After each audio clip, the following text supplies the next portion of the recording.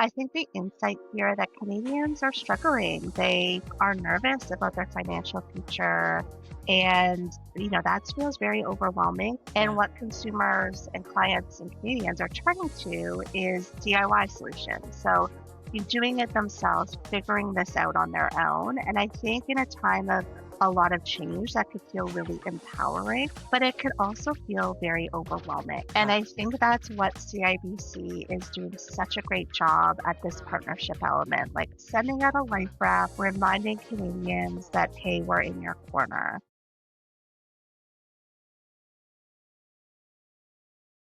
Hi, everybody. Welcome to the Dig Inspiration episode. I recently had the absolute delight to sit down with Aaron and Rachel at CIBC.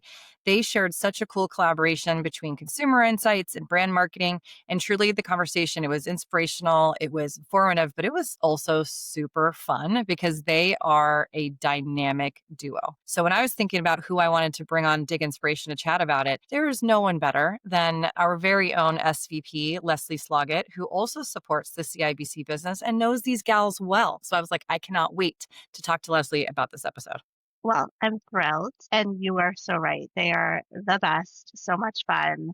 And I'm so Yeah. glad you got a chance to talk to them. Yeah, they're absolutely great. I mean, and it was my first duo episode, like interview. And so I was kind of nervous about how am I going to about it was like they just bounce off each other in such a great way. So it was really, really, really fun. And obviously what they talked about was the latest campaign that they launched. And so I would love to hear from you because you know their client base so well from all the consulting that you have done over the years. Knowing what you know, what do you think resonates most from that campaign? What did it sort of reach in you as also as a Canadian, either a customer or potential customer of theirs?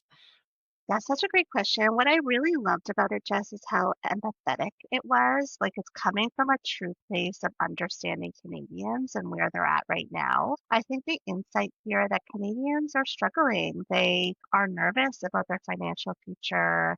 And, that feels very overwhelming. And I think with all the kind of macroeconomic swirl that's happening right now, that can feel really scary. And Yeah. what consumers and clients and Canadians are turning to is DIY solutions. So doing it themselves, figuring this out on their own. And I think in a time of a lot of change, that could feel really empowering, but it could also feel very overwhelming. And Yeah. I think that's what CIBC is doing such a great job at this partnership element, like sending out a life raft, reminding Canadians that, hey, we're in your corner. And I love that they went to real Canadians, real clients, and heard their stories. I think it's really important and impactful for Canadians to put ourselves in each other's shoes. And when doing that, I think things unlock for people.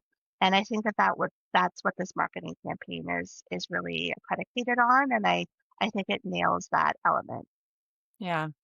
And you're absolutely right because people want to feel seen. They want to feel like the brands that they are choosing to partner with, the products they're buying, that they are seen and heard by those brands. And also, people want something to celebrate, right? There's like a lot of negativity going on, no matter which side of the North American border we're on, right? There's a lot going on. And I just love the real customers, the real clients in this campaign and like love to see them living their dreams. Like I'm here for it, you know? And so I think that the campaign really hits on a lot of those emotional touch points. And that as one reason was just really, really effective. Totally agree. Yeah. Loved it too. The other thing that I just truly enjoyed as part of this conversation is that insights in marketing, they can be such strong collaborators. And in this case, clearly it was an illustration of that. And what I was reflecting on is when that happens, what a different experience it creates for us as vendor partners, like what impact that has on not just the experience, but ultimately the work. And I was thinking about a former client of mine, a large beverage alcohol manufacturer in the US. And it was like insights and marketing and their strategy group. And even we would bring in their ops group and their sales team. We were all speaking the same language. We had like a shared understanding of what success looked like. And we got in this amazing groove. It happened to be on like label testing, which is a big, objective in that space. And we got in this crazy cool groove where we were just moving so seamlessly and they were able to make decisions so quickly and also really course correct very quickly because they just understood the language and almost the currency of the insights. So that was one experience that I had. Do you have an experience where that groove has just been there? Yeah, I mean, when I think about the role as a client vendor we want to play with our, there is nothing better when we're viewed as an extension of their own team. When we can truly have a seat at that table, understand the pressures, the politics, everything that they're kind of facing in a real way and stand shoulder to shoulder with them, that's where I think everything unlocks in terms of the richness of our work. If we can have a true understanding of what they're facing internally, I think that's where everything kind of shines. And I do want to give credit to Aaron and the CIBC team for allowing us to have that seat at the table. We spend a lot of time when we get briefs in really understanding those objectives, trying to understand all the stakeholders and what they're looking for with that work. When we get into our analysis phase, we do the same thing again. We look at the people who took our survey, how we can cut the data. What does that stakeholder need to see in terms of newcomers to Canada or students or any of the targets that they feel that are very special to them? And we can only do that by that knowledge, right? That shared trust that, we're going to open our kind of door here because we want you to provide the best research that you could possibly do. And gosh, when we're that extension of the team, there's just nothing better. Yeah, totally agree. And when you are that extension of the team, you're also kind of one more person out there in the market that's observing what's going on with the brand. We can see and hear things from a different capacity when our email is not CIBC or, the company, but it's that we know that business so well that we can really see things in the market. I've done that a lot, especially with like CPG clients when I see something awry at retail and I'm like snapping a picture and I'm like, you need to know about this, right? It's almost like an extension of boots on the ground in a way that I think clients really appreciate. Oh yeah, sometimes I can't go to stores, my retail partners, my QSR partners, and I'm just kind of evaluating what's happening, and all my family is just like, stop, stop, Yep. stop. Yeah. I We can't, are not we're not the average consumer. No, that no, ship has sailed. yeah. The other thing, and honestly, Leslie, it comes up in almost every podcast interview, is Gen Z.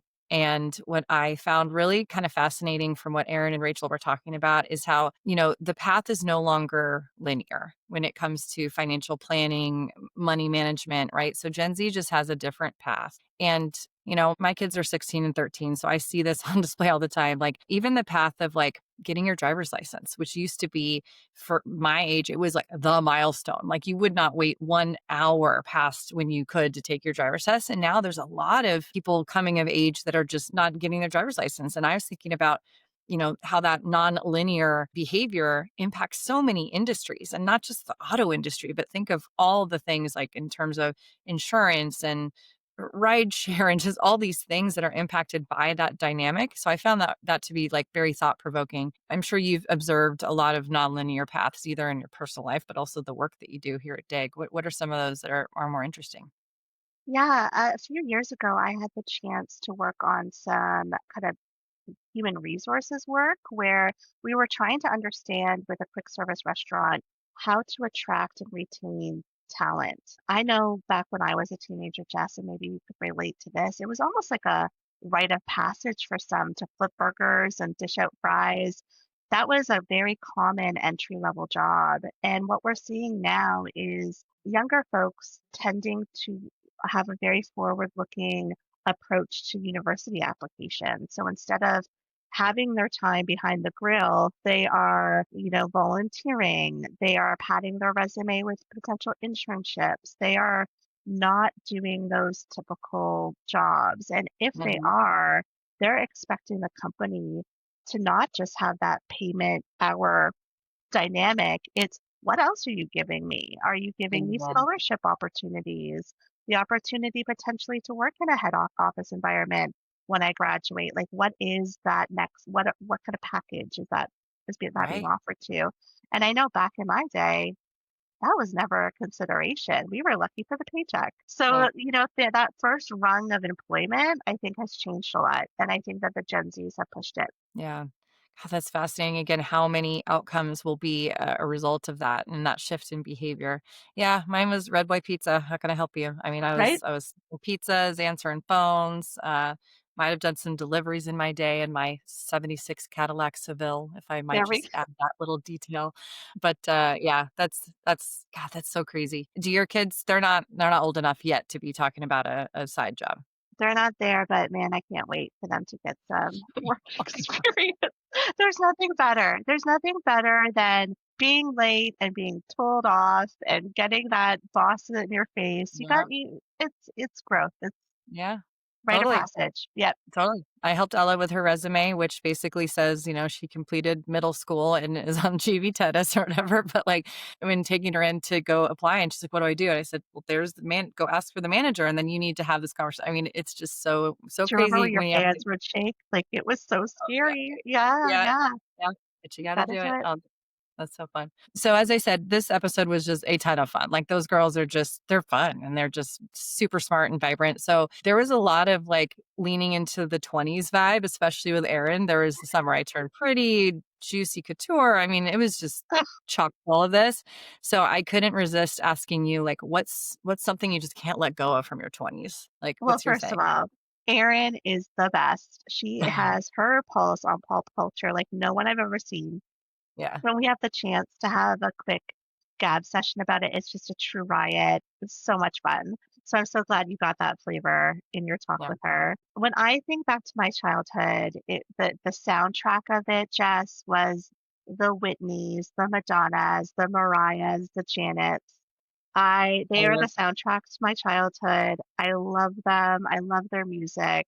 And I hope even when I'm old and more gray, I'll still be belting those bops out Yeah. forever. That's awesome.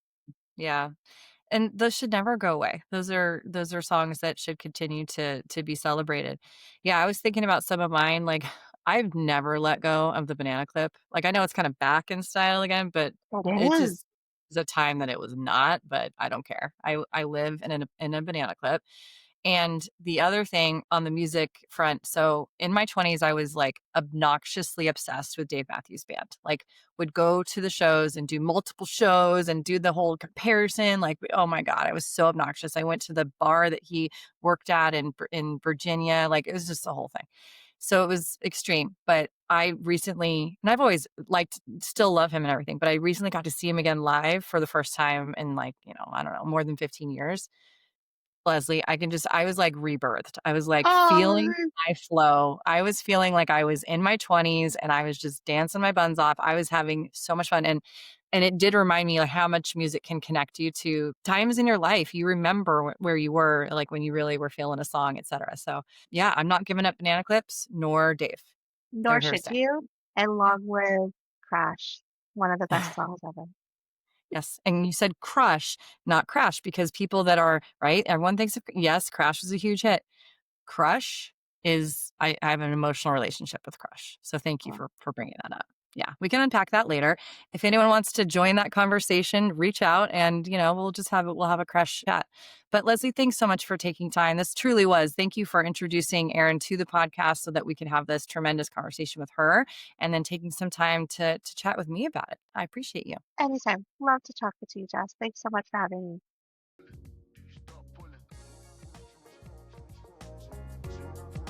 Like what you heard? Share the inspiration or head to diginsights.com to learn more about what we do.